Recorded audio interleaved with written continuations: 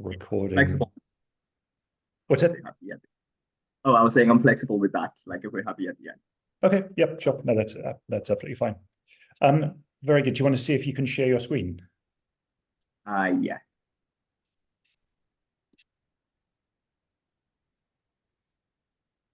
All right. So what are you seeing? Yep, we see the first slide there, edge of stability. Cool. So welcome everybody to the latest instantiation of the Shocklab seminars. We are very pleased to have Siphelele here again. I think maybe the second, third, fourth Shocklab seminar you've given here. So Siphelele, for those who don't know, was an undergraduate here and then did his honors and masters. Then went off to University of Toronto because he didn't feel that one master's was enough. So got another master's there, and since then has been working for the Bank of Montreal as a data scientist. But thankfully, we haven't lost him entirely to academia. And for those of you who weren't here, he has just promised that he will be coming back soon to Cape Town, to the University of Cape Town, which is, he didn't promise that, but we hope he will.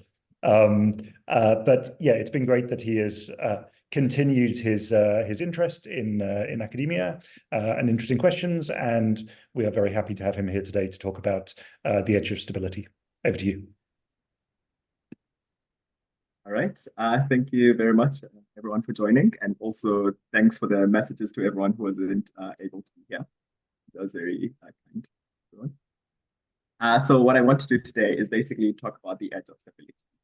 And so essentially the context is that you have your classical setting of optimization, where you can think that maybe you're optimizing some function, think a parabola. So you have some starting point and you have an optimizer, and then you just take some gradient descent steps towards the bottom. So this kind of like classical setting has some assumptions that are made. So we assume that functions have a certain structure to them, which allows us to make guarantees about the convergence of the algorithms.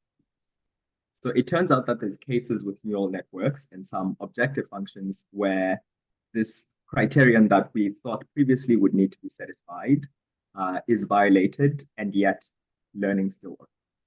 So that's what this is about. We're basically saying we have some stability conditions. These stability conditions are sometimes violated. And we want to know why learning still occurs in the case, or we want to understand the dynamics of learning. So it's still a very new field. There's still like a lot. You'll see that the papers I'll show you are essentially very well cited papers within the space. But there's still a lot more to be done, at least to make things more transparent. So if you have questions, they are probably very relevant questions, and you can ask them and we can discuss. So yeah, I'll go ahead and get started. Okay. So basically, the context is the following. There is a group of researchers led by Cohen, who essentially took a neural network and they observed the maximum eigenvalue of the training loss function. And what I mean by this is that you have your loss function, and then you have your loss function, and then you can take a derivative of that loss function, and you can take a second derivative of that loss function. And so once you have that second derivative matrix, you can get the maximum eigenvalue of that matrix in the usual way. And so they trained a neural network using gradient descent with a step size eta, and they measured how the sharpness changes, the sharpness being this maximum lambda eigenvalue. And so the finding was that as long as the sharpness was below 2 over eta, it would continue to rise, and they called this phase the progressive sharpening phase.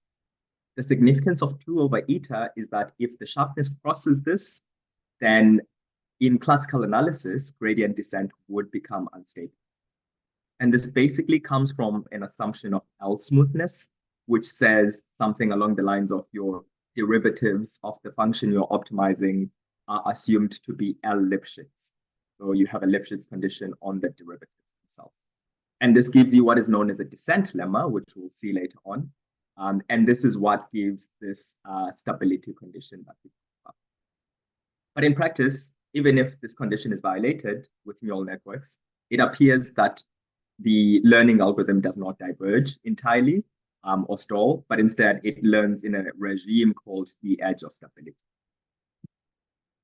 So at the edge of stability, what happens is that the sharpness hovers just at or above 2 over eta, and the training loss behaves non-monotonically. So it has this it's not always decreasing.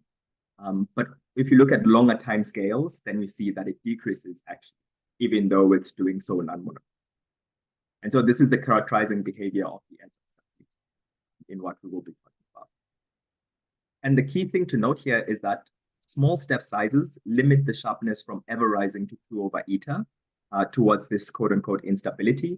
But at the same time, they're suboptimal because you could take ages to train if you take the smallest step size you can. But if you take a big one, then maybe your loss decreases faster, and so you get to converge. But then there's this unstable regime that you can learn within, and this is what people are trying. So an example of what we're talking about here looks like this.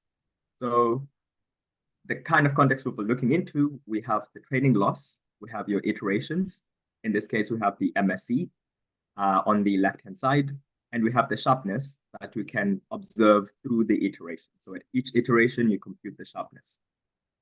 And then you also have the stability threshold, which here is the dashed line that you can observe. So you're observing how the sharpness at the iteration is compared to the stability threshold. And so we can see something interesting here, which is that the MSE loss shows this constantly decreasing sharpness, whereas the cross-entropy loss shows somewhat a behavior that increases, but then it decreases at some point. And we'll see that this is actually like something that tends to happen with the cross-entropy loss. And the hypothesis for this is that the second derivative of the cross-entropy loss is small when the margins of the classifier's predictions are large. And so this is what the initial paper states as a hypothesis for why we don't observe the same thing as with the MSE. Okay, so to get more into this behavior now, I will walk you through the steps of how people look into this. So I mentioned earlier that you start the training operation, the sharpness crosses the stability threshold, and then you get unstable behavior, but the loss decreases. And this is what we're seeing here. So basically on the left-hand side, we have the training loss, the sharpness. In this part, we're looking at the first 4,000 iterations, and we see that the sharpness starts below the stability threshold, which is the dashed line, and it moves towards it slowly. The training loss is decreasing. And then once we get to that 4,000th iteration, we're going to look at the next 200 iterations after that. And what we see is that the training loss increases here after around like close to 200 more epochs after the 4,000. The other thing we look into is this inner product. This inner product is basically taking your iterates and it's computing an inner product between your iterates as well as the leading eigendirection of your Hessian. And so we see here that what happens once you have crossed the stability threshold is that you get oscillations. This is what you're seeing with the middle figure at the bottom. The loss slightly then increases as those oscillations start to. And then we say, okay, we were at that 4,000th mark. And so we're going to look at even more steps after that. So we look at 1,000 steps. And we see that we have oscillations in this inner product, as one would expect in theory. But at the same time, the loss that you have is very much decreasing ultimately, even though it does so non-monotonically. And this is what the interest around this really is about, to say, why does gradient descent not blow up? Why does the loss keep decreasing? And so those are the key and fundamental questions to this question. So we can look at a couple of examples. Maybe you say, maybe we just chose the right learning rate. What if there was something wrong with that learning rate? And so we can look at a couple of examples with different learning rates, and we see that the same behavior is consistent. So if you look at the upper row with the MSE loss, we see training decreases, sharpness increases to the stability threshold, which is the dashed line. And then we see that once it's there, it just stays there. We can also plot those in time, which is the rightmost figure. So you just multiplying each iteration by eta there. For the cross entropy, we see something similar, although we also see that the cross entropy does tend to dip once it gets to the threshold. These are not things that have yet been explored too much, I will say. So at this point, it's just more about increasing to that threshold and seeing what happens there and trying to make sense. So there's a couple of more observations that are stated in the paper, such as this tendency of the learning rate to continue, of the sharpness to continue increasing. And one way of seeing this is that if you fix a learning rate eta 1 and you train your method and it goes into this edge of stability, it's going to oscillate around the stability threshold. But if you drop the learning rate, then the progressive sharpening continues to occur, but to a much higher level for in terms of the stability threshold. And so there seems to be this desire of the optimization process to continue increasing the sharpness. A couple of remarks that are made are that the progressive sharpness occurs to a lesser degree when networks are wide, too wide, and then also when the task at hand is easy. But these are not quantified in any way. It's just like broad statements from experiment. And they did try lots of architectures. So this behavior is present in a lot of models that would be used in the standard sense. So the questions that you might be left with at the end of this are basically, why does progressive sharpening occur? At the edge of stability, why does gradient descent not diverge entirely? How should gradient descent step sizes be set during training, given that we know that we can learn even with large step sizes? And also, do we care about sharp versus not sharp solutions? And this links to something that we saw previously with Anna's talk, where she was basically talking about whether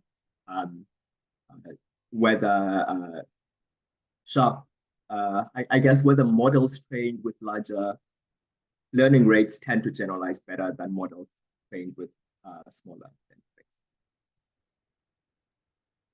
Okay, so this previous context was basically focusing on very simple implementations of gradient descent. So you take the vanilla approach, you're just doing gradient updates on the full data set, so full batch. You don't care about mini batches. An extension of the previous work basically looked at the mini batch setting with adaptive methods. So I will explain what these means, what adaptive methods are, but essentially the way you can think about them is that with the non-adaptive methods, if you fix a learning rate, then it determines the parts of the loss landscapes that you have access to. Whereas with adaptive methods, you can get into high curvature regions, even if you started with a learning rate that was reasonably up. So they're more able to adapt, so that if you have like a minima that is in a high curvature region, they can essentially do updates to get to it. Okay. So essentially what happens here is the following. I'll just go through multiple steps to tell you what I mean when I talk about adaptive.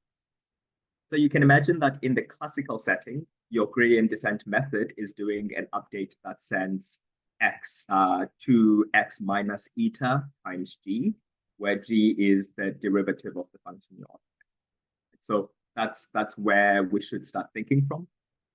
So to get to these adaptive methods, we need two things. We need momentum and we need conditioning. So the first bit is the momentum part.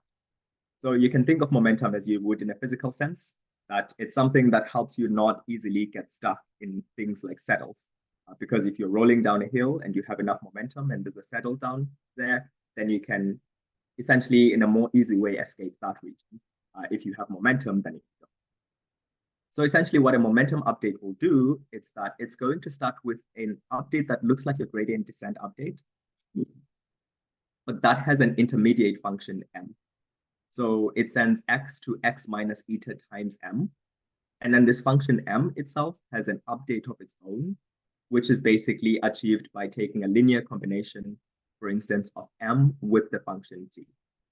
So you have an intermediate step, and this intermediate step basically uses a function that has memory of some steps that you've gone through, which can help you as you navigate the optimization landscape. And so in this case, the stability thresholds exist and can be quantified, but they depend on these parameters of these linear combinations. In this case, we'll see that they are betas. Preconditioning comes in when you look at the momentum gradient update with the parameters x, and you say, if I wanted to, I could imagine that between the eta and the m, there was an identity matrix. And if I can imagine that, then I can imagine that, well, what if I just threw in any matrix in there that would help me with my optimization? And that's where it starts. And then the next question is, could I add updates to this matrix so that it helps me with the optimization in general? And so that's why with your adaptive methods, you have updates that look like you send x to x minus eta times the inverse of some matrix P, which is the conditioning part, times your momentum matrix. And so that's all an adaptive method is. You just have an extra help that will help, an extra helper that allows you to navigate through the landscape and adapt as you go, instead of having fixed updates. Okay, so now that we have that, initially I said we could imagine that this inverse P was fixed instead of getting updates, and that's what we call a static preconditioner. And if we were to assume that we could just fix some inverse P, and then we look at the dynamics of what happens with momentum to just make sure that the momentum setting itself is also producing consistent results. So what we see there is that we get the same thing, essentially. If you fix the beta parameters for momentum and you vary the step size eta, then you still observe the edge of stability phenomena that we were talking about, or we've been talking about. And if you vary the momentum parameter beta 1 and you fix the learning rate and beta 2, which is the second parameter, then you also observe similar things. And so is the case with beta 2. So we know that the momentum part of the update itself still preserves this behavior that we learn from classical gradient descent. And so now we look at the conditioned case where we are not fixing the preconditioner and we're just letting the preconditioner also have its own updates. So you observe the training loss, and then you observe the preconditioned sharpness. A preconditioned sharpness meaning that at each iteration, the conditioner has an update in time. So it is P sub t corresponding to that time step. And then you have the Hessian at that specific time step. Sorry. And we see if you look at that, then it preserves this edge of stability behavior that we've been seeing. Whereas if you look at just the sharpness by itself, the sharpness can continue increasing indefinitely. And this is because this is an adaptive method. So it doesn't have to escape the high curvature regions. It can just get into them. So it has the capacity to increase its sharpness, but the conditioned sharpness itself is giving us results that are very close to what we see from the previous case. So similar to the cross entropy case, there are exceptions here. The larger the batch size you have, the more of the effects you will observe. And the smaller the batch size, the more you may not observe as much of pronounced effects or behavior. That's also something that is not explored too much. So people try to shy away from these things because you have to quantify them. And that is very hard. Okay, so before I move to this part, I think, so this is the context in an experimental sense. So looking at training results, trying to see what's going on, and then documenting that. From this point moving forward, I'll just tell you about what people's thoughts have been about what is happening and how people have tried to piece things together. So do we have any questions? Or are we feeling fine?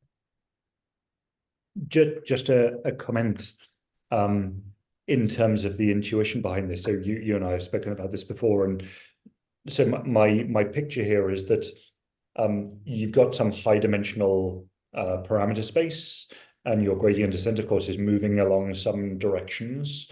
And essentially what's happening here with the edge of stability is that you're moving along some direction, and you get to some valley in the direction of one parameter space, but there still may be sort of, you're still moving down a gradient in another. And so you're sort of oscillating around the valley floor while still going down in all the other directions. And so this can kind of happen again and again and again. But once you've reached a valley in some particular parameter direction, then you get the edge of stability. So I think that's kind of an intuitive way for me to picture what's going on here.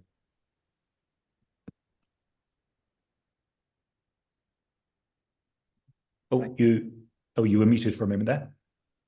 Oh, was I? Oh, no, you're back. Oh, okay. So we will continue, but please let me know if there's questions at any point. I will answer. So basically, the first paper that I will talk about essentially tries to understand what is happening here. It's kind of like putting puzzle pieces together, is what I can say describes it. But its flow, like I don't know. I don't think there's a good smooth argument through things. It's like a mix of let's look at these quantities that we can measure. Let's look at experiments to see how we can approximate them. Let's put that into the context of these quantities, and then let's try to understand how these can be put together. So it's not going to be a very mathematical sort of like context, but it's still interesting in the sense that it gives us practical quantities to look at that are relevant for understanding what's happening. So the first one is the relative progress ratio. So the relative progress ratio comes from this part here, which is known as the descent lemma. So the descent lemma, I said previously, comes from making Lifshitz assumptions, and it basically tells you how the updates you make are going to affect the function that you're optimizing. And so the authors say, well, that could be something of interest. And then the second one is the directional smoothness. This is basically an inner product with some vector, and then you take that inner product with the derivative of f, some function, minus the derivative of f with the parameters of that function modified in some way by this vector v. And so this work focuses specifically on the context of the instability. And basically they say things will oscillate. And when they do, this is what we expect will be the case. And the observation is that this relative progress vector, ratio, is going to be around 0. And then the directional smoothness is defined so that when you get gradient descent oscillations, its value is exactly 2 over e. So it's very like engineered for the specific purpose of like really trying to understand what's happening for this specific. So the first thing that happens here is that they give an identity for that relates the directional smoothness as well as the ratio. And it turns out to be this equation, which is just RP is equal to -1 times some constants multiplied by this expectation of the directional smoothness. So you can imagine that you are what this integral basically does is that it just takes some expectation between the step size on the previous time step and the next time step, because every time you're stepping by eta. And so it basically breaks down the stepping into like this more fine scale, and it takes the averages over that. And so experimentally, we can approximate this RP equation with just -1 eta over 2 times L. And so this is something they get purely from experiments. I'm just saying, if we had to approximate that, how would we do it without necessarily computing the eta, so that things are easy. And so the observation is that this RP ratio oscillates around 0. And the argument for this is that, well, if it cannot stay above 0 if the loss is decreasing. And at the same time, because the estimates are oscillating, we know that this part here is going to be around 2 over eta. And so this is going to be 1, this is -1, so things are going to cancel out, and so it's around 0. The thing I find interesting about this argument is that when you say the loss is decreasing anyway, you've skipped a very important part about the explanation, which is about why it should decrease in the first place if you're saying that the iterates are oscillating. And so I don't think that was addressed that time. And so from this, they essentially state a bound on this RP ratio, which is 2 over eta into RP plus 1 is less than or equal to L sub t. This is something that you can get from this approximation here. And essentially how you get that is that here they define this L sub t as the supremum of the lambda eigenvalues, of the max lambda eigenvalues. And what you observe from this definition of the directional smoothness is that if you push in this constant on the outside into the inner part, so the rightmost part, that approximates like your second derivative of f. So essentially you get an approximation of the Hessian.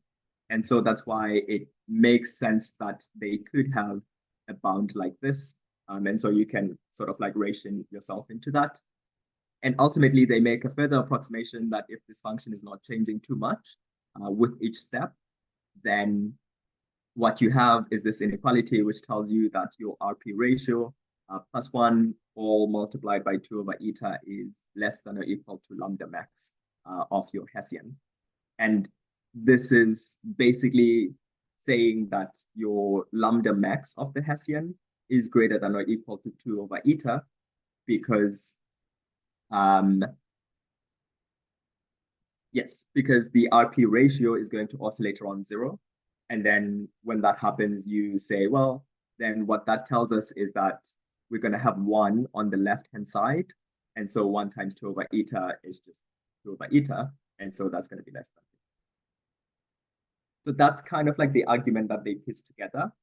It kind of, because there were no details, it kind of felt like at some point, things were self-referencing. So this part of the argument needed something from above, but then something else was not explained properly and dependent in a secular sense on things that were assumed. So that's all you could get from this paper. But there are more rigorous pieces of literature, like this one by Aurora. And basically, they study gradient descent.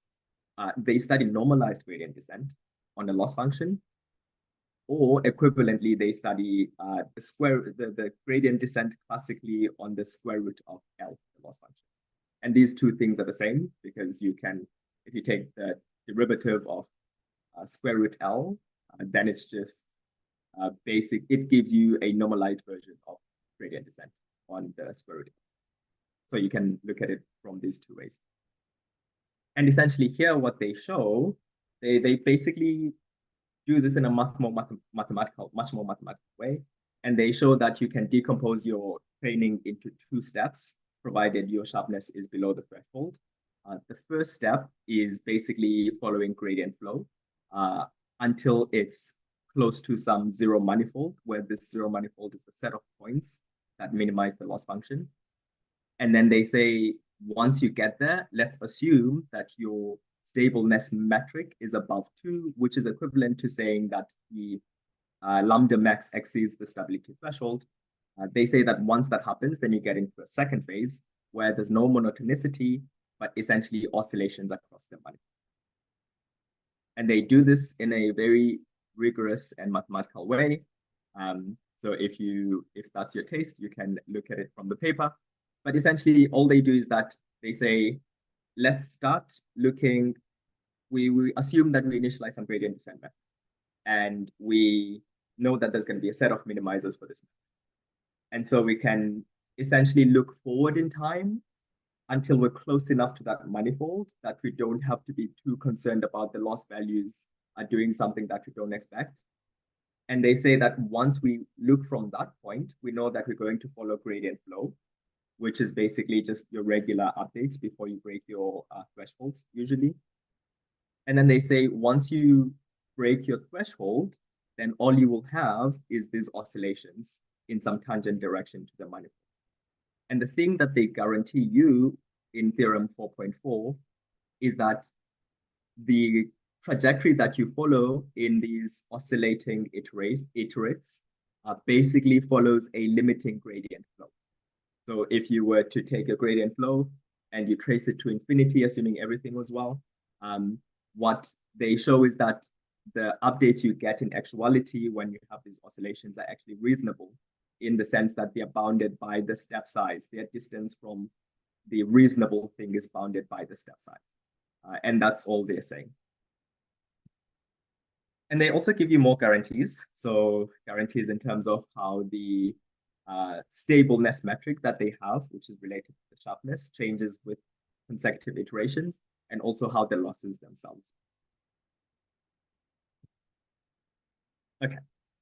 And the limitations basically are that the analysis assumes you're close enough to the manifold of local minimizers, and that's where you start talking from, whereas people start documenting from very early on. And so they propose that to address this gap, maybe you need to look at the loss L itself instead of the square root of L or just normalized gradient descent, essentially, on L. And the claim is that, well, maybe this might require novel perspectives to understand because as it seems, it is very hard to detect.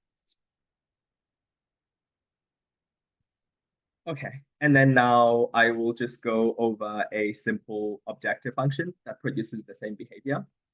So in this case, you can think that we're not looking at neural networks. We are essentially looking at a function of 4 variables, and we want to optimize that. And the idea is, can we understand this function of 4 variables in a way that is relevant for what we're trying to understand with the neural network? So this function that we're concerned with here is this L, which is just half into 1 minus xyzw squared. And so the context we're working with in basically says, let's assume that x and z start on the same initial point and y and w start at the same initial point. And then because this function is symmetric, you know that at each iteration, they will basically follow the same behavior. And so this breaks down into 1 minus x squared y squared, essentially. And so you just have to look at those 2 variables. So the 2 statements that people in this field want to make when they study functions like this are basically known as sharpness concentration and adaptivity. So with concentration, what you're saying is for a wide range of initializations, but for a fixed step size, the final converging points will have sharpness that is very close to the stability threshold. And then for the other one, which is adaptivity, you're saying for a fixed initialization this time, not a range of, but for a wide set of step sizes, you get, again, that the final converging points are close to the stability threshold. And so these are the perspectives from which people study this. So the good thing about this is that once you have a simple objective function like this, you can study it explicitly, right? So that's your objective. So you can compute the second derivative matrix explicitly. And more than that, you can find all its eigenvalues. In this case, it turns out that 3 of them are 0. So you just have 1 eigenvalue, which you can study, which makes things very simple. And so what you're looking at here is basically a loss function on the upper left, a sharpness on the lower left, and then you have some sample trajectories from the initialization that is marked X, the black one. So the purple curve is a trajectory corresponding to eta being 2 over 12. The blue curve corresponds to 2 over 10, and then red 2 over 8. So it's basically giving you a sense to which we can be explicit when we look at this and we say, we know exactly what sharpness values to expect. We know exactly how the trajectories will behave. We know what the global minima are, essentially, for this context. So that's what makes it so easy to extract more information about this that we could try to apply.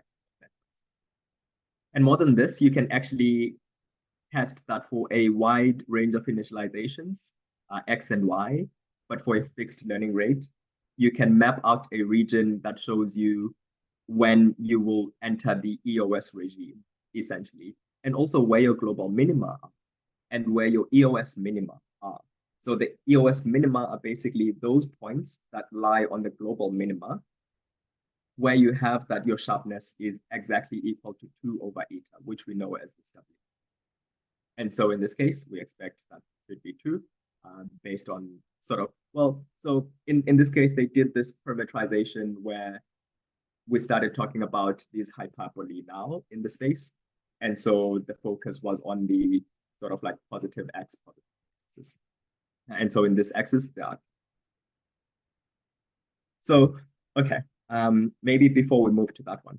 So when we look at this rightmost figure, where you are tracing basically where you will diverge, where you will have EOS and all of that, what I want you to think about is essentially this theorem 1.1, the sharpness concentration.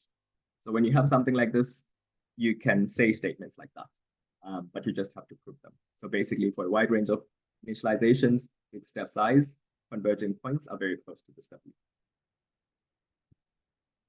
Okay.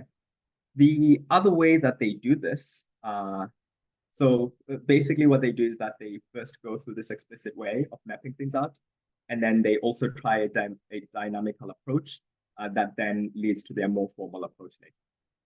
But this dynamical approach basically says, what we want to do is that we want to reparameterize the setting again, where now we focus on the difference between, we focus more on the difference between our updates in the learning process, as well as the EOS minima that we have. So we know that we can compute these EOS minima and say like, oh, you know, if we have a setting like this, then we expect our EOS minima to be between 2.0 and 2.5 on the y-axis, and then we can just read them off as they are. And so we know what they are.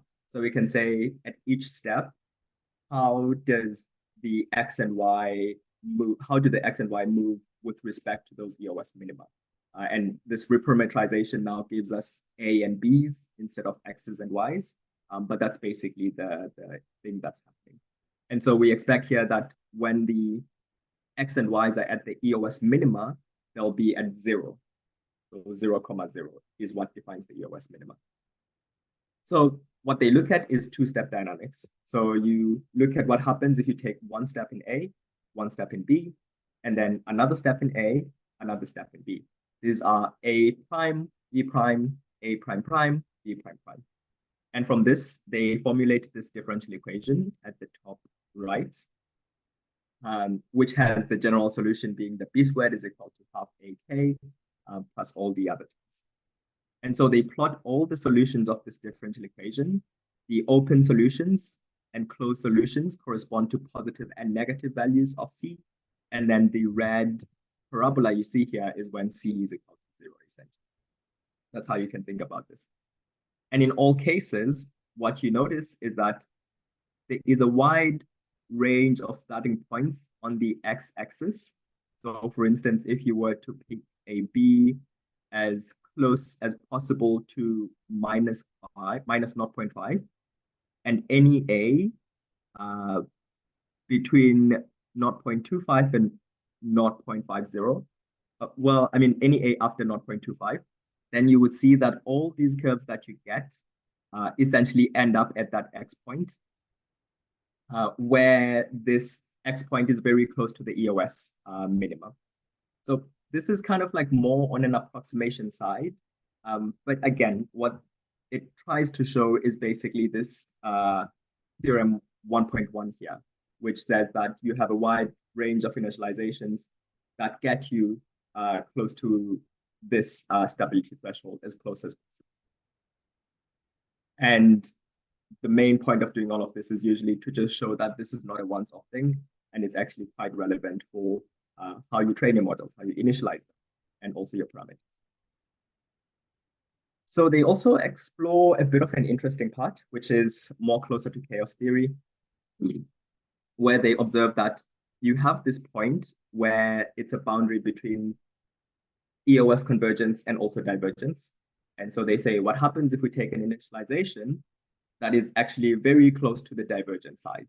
And that's what they do here. And then they monitor their trajectories for gradient descent, which are the orange lines. And then they can obviously draw the global minima, because we know exactly what that is, as well as the EOS minima. And the hypothesis is that the first point of bifurcation corresponds to where you have the stability threshold breaking. And they can also reproduce this with the approximation via the differential equations.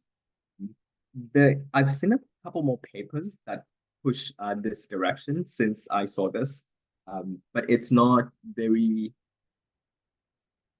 It seems like it's more of an observation currently than anything else. But yeah, I can answer more questions if there are any, or read up if needed. But the important thing is that if you move from this toy example to a 5-layer fully connected network, then you essentially observe very similar behavior. And this is something that I've also seen and can confirm that these dynamics are not just limited to this toy model, but are actually quite relevant to neural networks as well.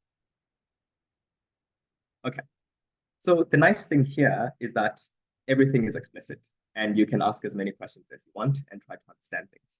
And you might wonder what would have happened if this was a 2-variable objective that's also explored. The main thing that's important here is something that people know as the regularity of functions. So people who studied this in the context of just ordinary functions define some notion of regularity, and then they make statements such as functions that have good regularity are more likely to exhibit the edge of stability. And what you're seeing here with 2 variables does not, I think its regularity would put it in a place where it's not likely to observe those effects. And that's also what they show. Okay, so we are almost done. I would say there is less research that tries to explain why learning still happens, or at least I have not seen something that is like very explicit about that. Maybe I might have missed it. That could also be true. But Damien and collaborators essentially have a different perspective to this, which is more dynamical in the similar spirit to before, where they propose that we can model what's happening by considering a self-stabilizing system, where they say we look at 2 differential equations, well, 2 equations, one that looks at the iterates with respect to the leading eigendirection, and another iterate that looks at the, another variable that looks at the iterates with respect to the derivative of the Hessian, which is just the third derivative.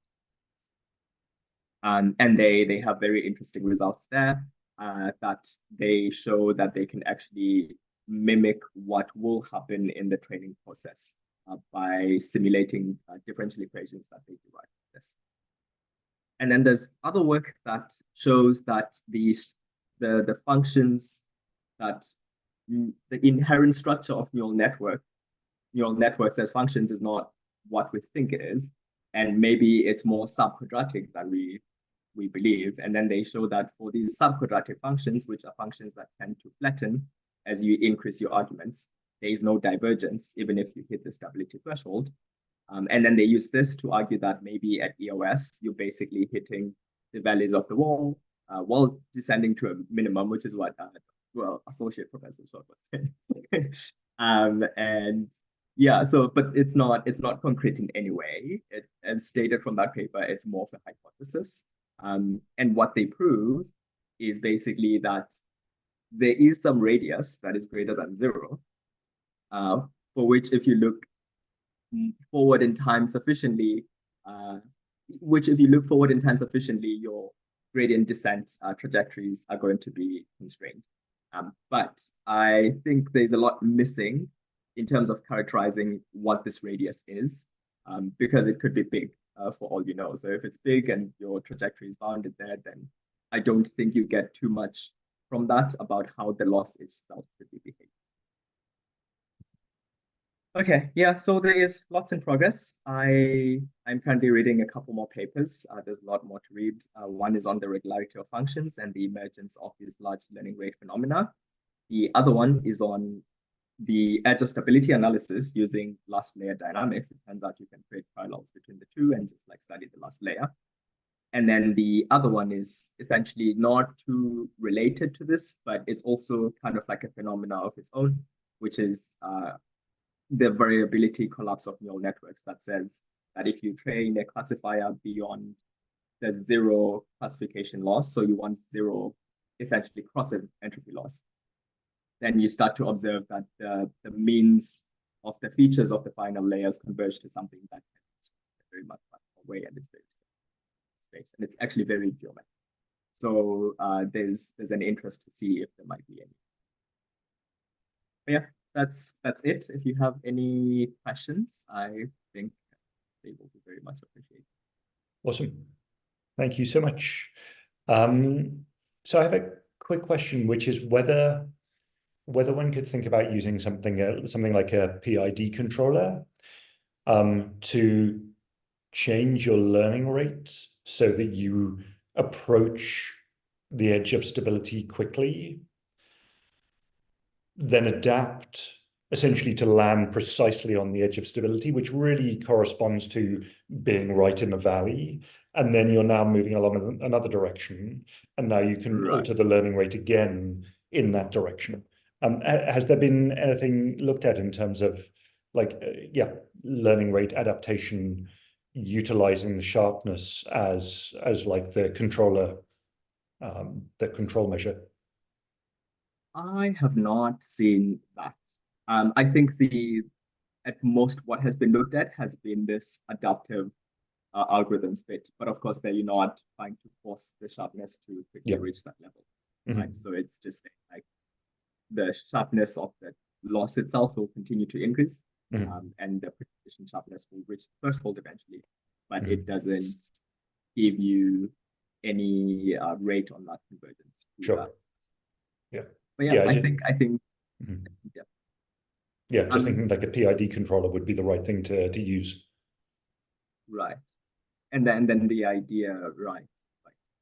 Okay. Yeah. Essentially in the sense that you want to reach the edge of stability quickly and then freeze some direction in parameter space until you reach the next edge of stability. You can think that there are multiple of them.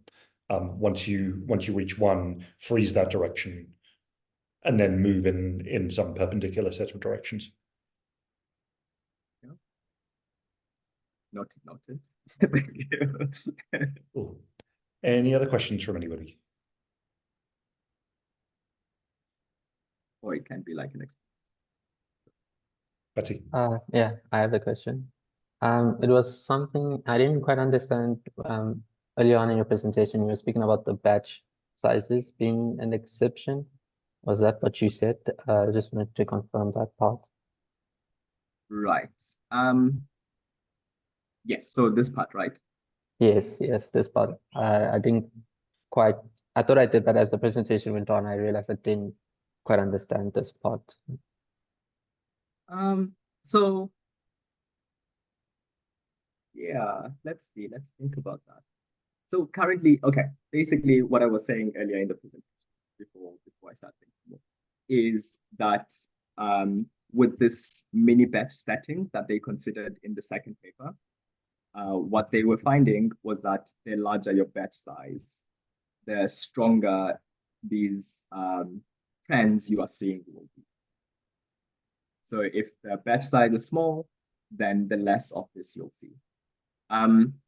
In the first work, what they were focusing on was essentially full batch gradient descent. So there it was very, very clear.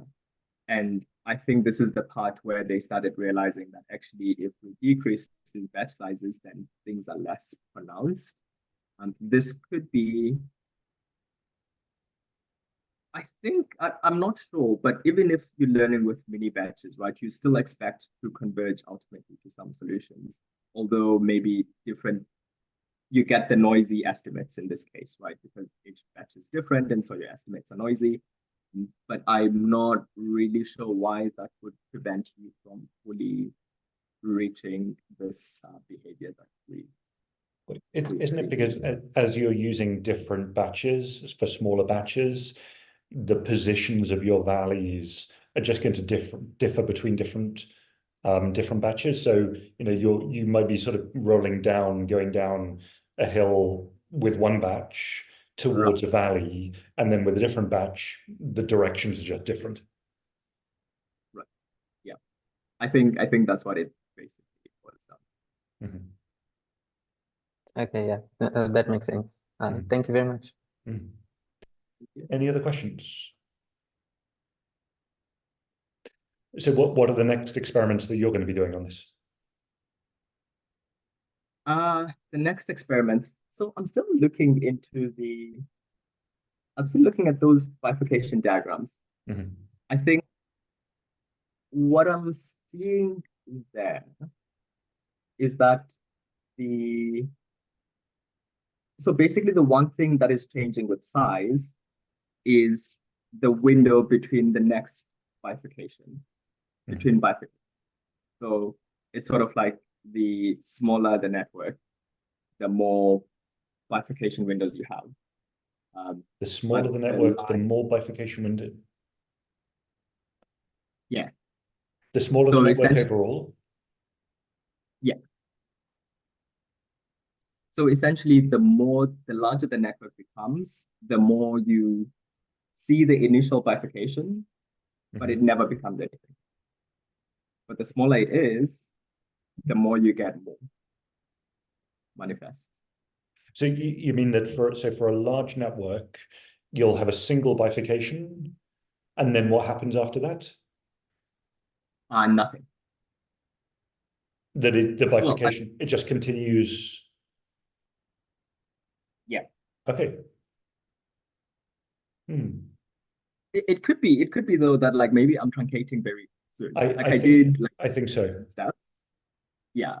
But it's clear with smaller networks, basically like from the start, you get like smaller windows that give you. Yeah, I think that makes sense. I think continue with the iterations, and my expectation is that you would see further bifurcations. I think there'll be a scaling law between the bifurcation window and the parameters in your model. Right. I see. But I don't expect them to go away. To go away, right? Yeah, I don't expect that they would.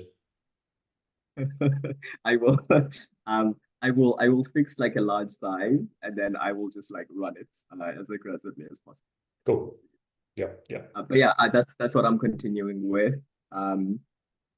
Yeah, I still need to sit a bit and think. Because it also seems like there's so much out there. Like I feel like once I read the core papers, then I started finding the more niche ones. It's like, well, what if there's something I need to know? Yeah. But, like, Cool. Awesome. Any other questions at the moment? Okay. If not, Siphelele, we will catch up in a couple of weeks. Everybody else, thank you very much for coming along. And I will see many of you tomorrow. Very good. Cheers. Bye for now. Thank you, everyone. Bye.